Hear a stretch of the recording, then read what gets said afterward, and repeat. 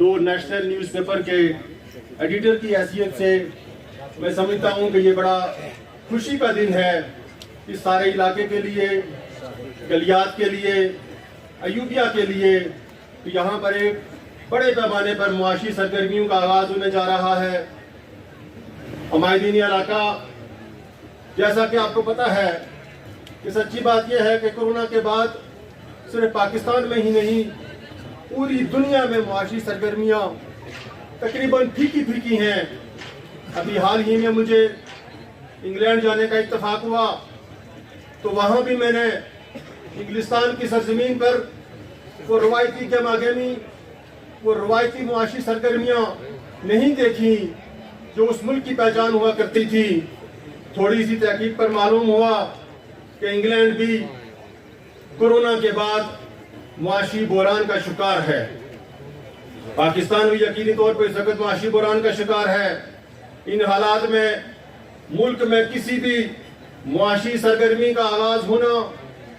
بڑا مؤثر اقدام ہوتا ہے، اور بطور صحافی 30 سالہ صحافتی کیریئر کے دوران میں نے بے شمار کمرشل ایکٹیویٹیز کو رپورٹ کیا، بے شمار کمرشل ایکٹیویٹیز کو کور کیا، لیکن چونکہ کمرشل پروجیکٹ اپنے نام سے ظاہر ہے کہ وہ کمرشل ایکٹیویٹی ہوتی ہے، لیکن کسی پروجیکٹ کے اندر اگر میں نے فلاحی عنصر کو دیکھا تو میں اپنے رب کو حاضر ناظر دعا بنا کر یہ کہتا ہوں کہ اپنے 30 سالہ صحافتی کیریئر کے اندر یہ وہ واحد پروجیکٹ ہے ڈائنو ویلی ایوبیا چیئر لفٹ کا، جس میں کمرشل ایکٹیویٹیز کے ساتھ ساتھ فلاحی منصوبے کو اور فلاح کے ایک بہت بڑے پہلو کو دیکھ رہا ہوں۔ اور اس پر میں یقینی طور پر منال کی انتظامیہ اور جناب لقمان افضل صاحب کو خراج تحسین پیش کرتا ہوں۔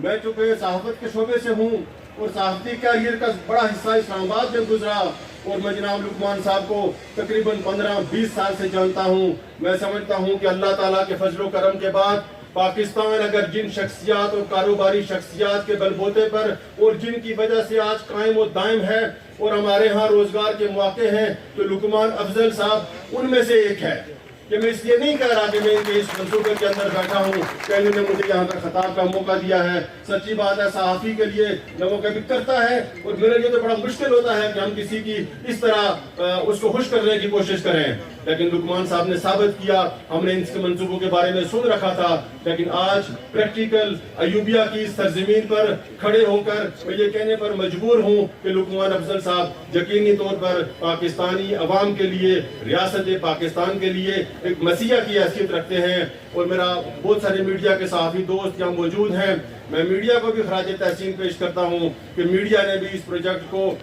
اٹھانے میں اور اس کو بہتر سے بہتر انداز میں پیش کرنے میں بڑا مؤثر کردار ادا کیا ہے۔ تو بطور ایک لوکل جرنلسٹ کے اور ایک اخبار کے ایڈیٹر کے طور پر میں لقمان افضل صاحب کو انشاءاللہ مکمل طور پر ہم یقین دہانی کراتے ہیں کہ چونکہ یہ پولیٹیکل ایکٹیویٹی نہیں ہے، یہ ایک معاشی سرگرمی کا آغاز ہونے جا رہا ہے ایوبیا کے اندر۔ یہاں کے مقامی صحافی چاہے ان کا تعلق کسی بھی اخبار سے ہو، کسی بھی گروپ سے ہو، انشاءاللہ تعالی ہم آپ کے شانہ بشانہ کھڑے رہیں گے اور اس پروجیکٹ کی تکمیل تک، اور اس کو انشاءاللہ تعالی ہم اپنا ایک گھر کا پروجیکٹ سمجھ کر اس میں ہم اپنا حصہ ادا کریں گے۔ ویسے بھی کوئی بھی کام ہو تو ملک کے اندر میں سمجھتا ہوں کہ آپ اپنے حصے کا کردار صحیح ادا کریں تو سمجھیں کہ آپ نے ملک کو ٹھیک کرنے کا حصے کا کردار 100% ادا کر دیا۔ تو چونکہ وقت بھی بہت زیادہ ہو گیا ہے اور سی او صاحب نے تقریر بھی کرنی ہے اور کھانے کا بھی وقت ہے، اور کھانے